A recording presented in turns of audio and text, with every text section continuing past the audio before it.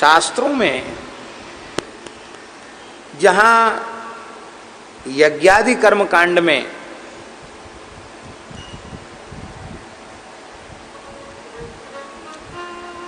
पशु बलि आदि का विधान है,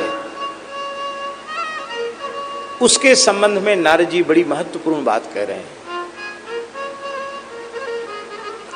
नारद जी कह रहे हैं कि जिस मनुष्य की मांस खाने में प्रवृत्ति है, वो मांस खाना नहीं छोड़ सकता। आदत पड़ गई मांस खाने की, तो भगवान वेद चाहते हैं कि वह मांस न खाए, क्योंकि मांस में बहुत बड़ा दोष हिंसा का है। किसी भी प्राणी की हिंसा के बिना मांस की प्राप्ति संभव नहीं है। नारद जी उत्तर दे रहे हैं,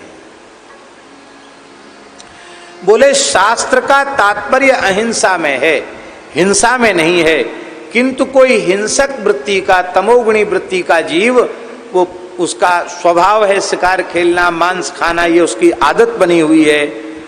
तब वेद भगवान ने सोचा इसको इस पाप से मुक्त कराने का क्या साधन है। तो बोले तीर्थे सुप्रतिदृष्टेषु राजा मेध्यान पशून् वने यावदर्थमलो लुब्धो हन्यादिति नियम्यते।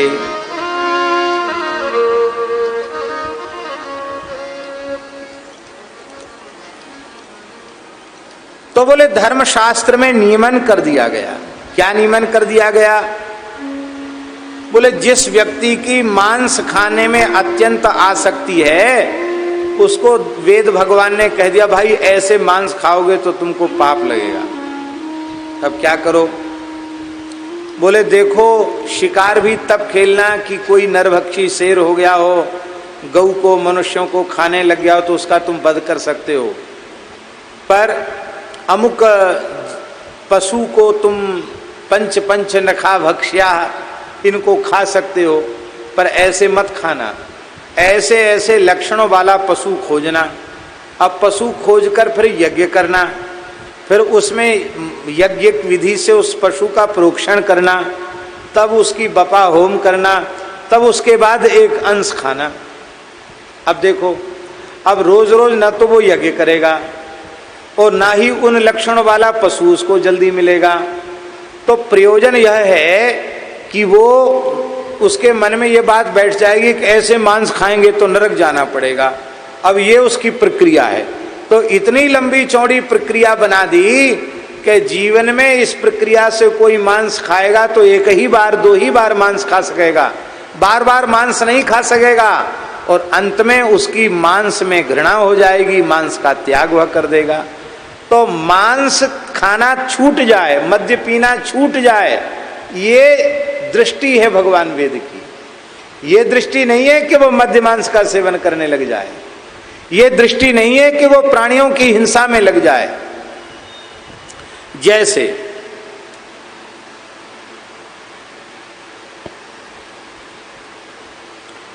कड़वा चिरायता होता है, चिरायता देखा होगा, आयुर्वेद में एक चिरायता होती है, एक औषधि, बहुत कड़वी औषधि होती है।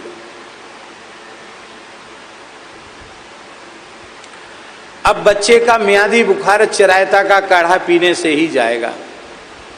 वो चिरायते का काढ़ा नहीं पिएगा तो उसका द्वारिकाधीश की जय। यहां जाओ पुजारी जी।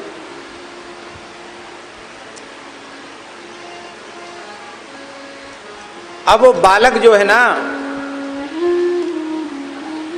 वो जानता है, एक आध बार कड़ुआ चिरायता पी चुका है, अरे इतना कड़ुआ होता वो नहीं पीना चाहता, रोता है, नहीं पीता है। उसकी माँ कहती है कि बेटा ये काढ़ा पी लोगे ना तो तुमको रसगुल्ला खिलाऊंगी या तुझे पेड़ा खिलाऊंगी, तेरा मुंह मीठा करूंगी। तो अब माता का लक्ष्य रसगुल्ला खिलाना, पेड़ा खिलाना, लड्डू खिलाना है कि काढ़ा पिलाना है? क्या लक्ष्य है?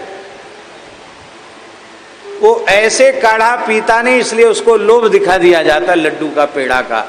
बस यही बात है। इस प्रकार से भगवान वेद किसी न किसी बहाने से जीव को भगवान की ओर ले जाना चाहते हैं। अब तामसी जीव है, उसको कहो सीधे सात्विक कर्म में प्रवृत्ति हो तो नहीं करेगा, तो वो उसको तामसी कर्म बता दिया। तामसी कर्म से फिर वो राजसी कर्म की ओर आ जाएगा, राजसी कर्म से फिर सात्विक कर्म की ओर आ जाएगा, सात्विक कर्म से फिर विशुद्ध सत्व की ओर बढ़ेगा, गुणातीत अवस्था को प्राप्त हो जाएगा, जीवन मुक्त हो जाएगा। ये पद्धति है, सनातन धर्म की ये विशेषता है। जो व्यक्ति जहां खड़ा है, जिस अवस्था का है, जिन संस्कारों वाला है, वहीं से वो अपने कल्याण का मार्ग तय कर सकता है, वहीं से आगे बढ़ सकता है। ये सनातन धर्म का दोष नहीं है, ये सनातन धर्म का गुण है, ये सनातन धर्म की विशेषता है।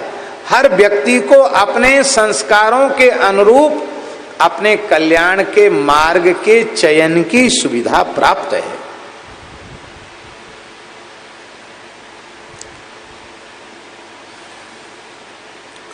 लेकिन जब व्यक्ति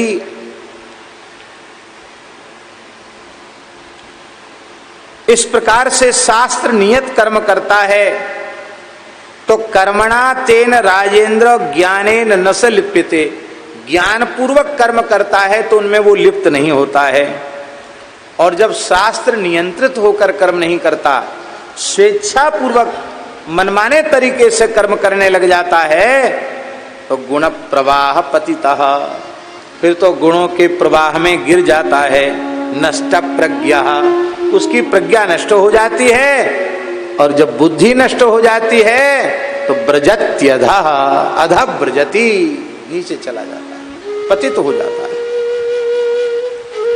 इस पुरंजन ने भी यही किया महाराज, पतित हो गया। आकर के बहुत सा पशुओं का मांस लाकर अपने नगर में पटक दिया। लेकिन जब वो आया तो उसको तो प्राण सूख गए उसके।